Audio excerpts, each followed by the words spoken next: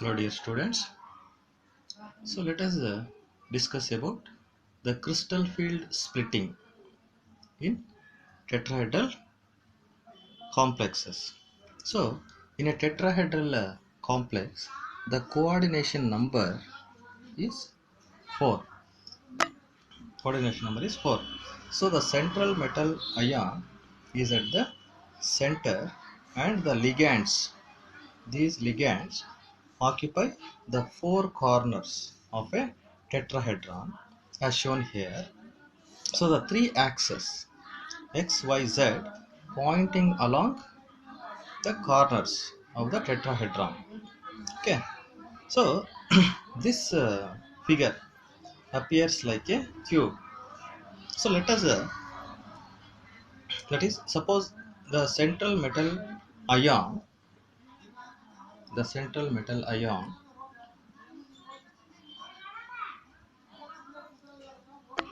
the central metal ion has one d electron, one d electron.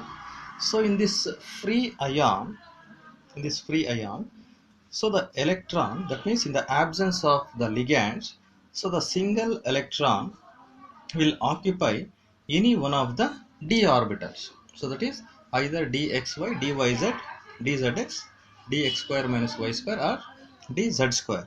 So this single electron, in the absence of the ligands, will going to occupy any one of the d orbital, because in the absence of ligands, all the 5 d orbitals are degenerated. They will have similar energies.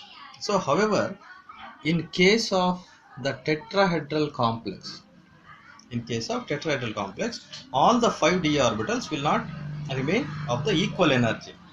So out of 5 d orbitals, so the 2 d orbitals, so that is dx square minus y square and dz square. So these two orbitals are oriented along the axis, along the axis are called as the EG orbitals, while the remaining orbitals, that is dxy, dyz and dzx. So these orbitals are orienting between the axes. So these are called as the T2G orbitals. So as the four ligands, as the four ligands approaches the central metal ion between the axes, between the axes, so the electron present is more repelled by the ligand electrons than if it is present in the EG orbital.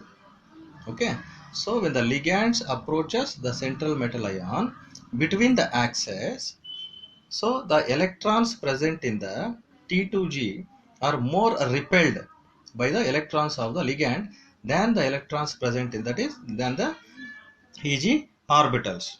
Okay, thus in tetrahedral complexes, so the 5d orbitals, these 5d orbitals split into two sets. Okay, so one set consisting of these three orbitals of higher energy, and the other set consisting of these two orbitals having the lower energy. Okay, so this can be written as,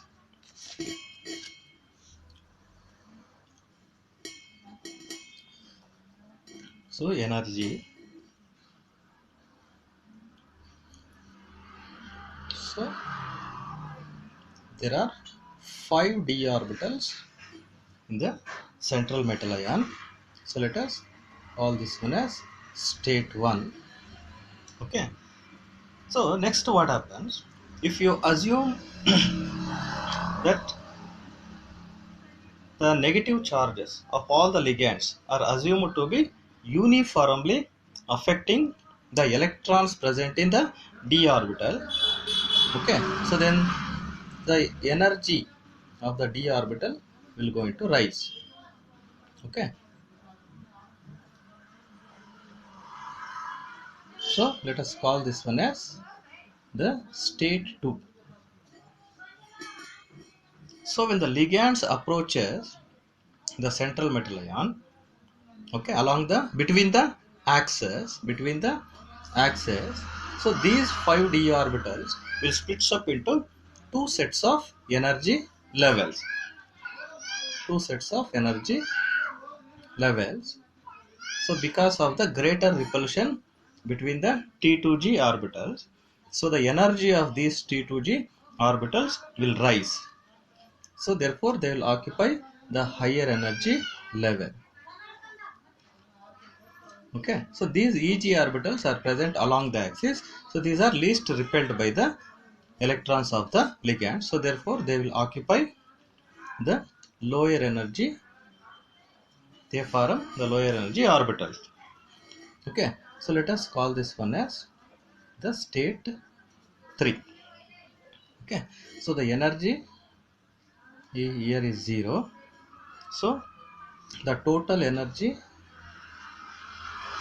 is equal to the 10 dq, and the stabilization energy here, the crystal field stabilization energy minus 6 dq, and the destabilization energy is 4 dq.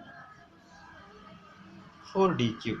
Okay, so the state 1 here represents the degeneracy of all the 5d orbitals having the similar energy in a ion.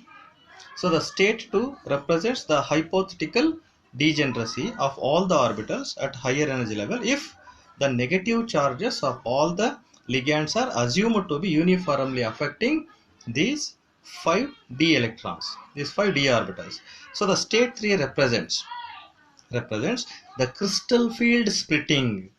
So the crystal field splitting, okay, it is measured in terms of the energy difference between the Eg. So this is Eg and this is T2g orbitals. Eg and T2g orbitals, and it is denoted by delta T. So that is delta T is nothing but the splitting energy of tetrahedral complex. So the crystal field splitting is generally measured in a parameter called as dq. Okay, differential of quanta. So by conversion, so the delta T is taken to be equal to minus 4 by 9 delta T. Okay, so that is delta T is equal to minus 4 by 9 delta 0. That is delta 0, that is this is the splitting energy in case of octahedral complexes.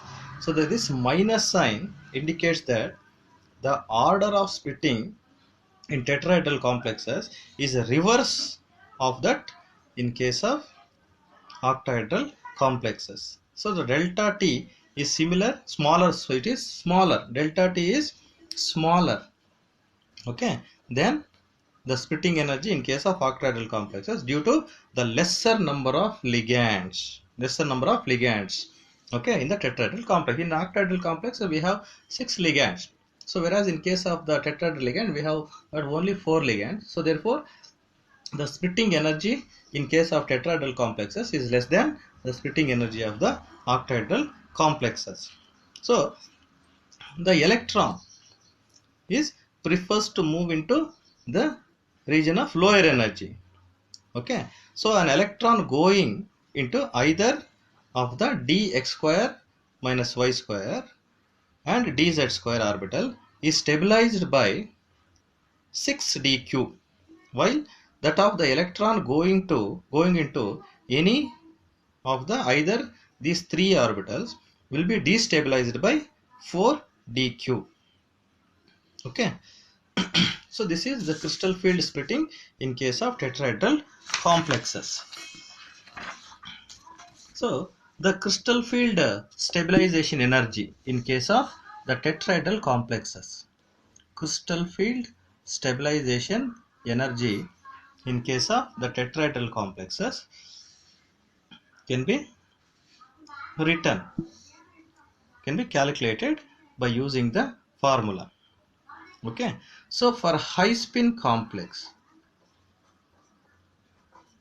the CFSE, so the CFSE is given by 0 minus 6 dq into n1 plus 4 dq into n2.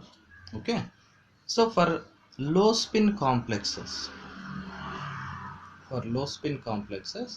the CFSE can be calculated by using the formula 0 minus n1 into minus 4 dq plus p, pairing energy, plus n2 into 6 dq.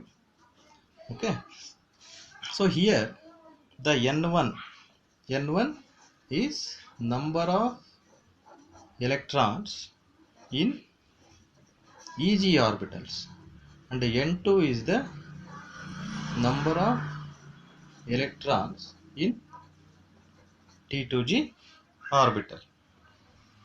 Okay,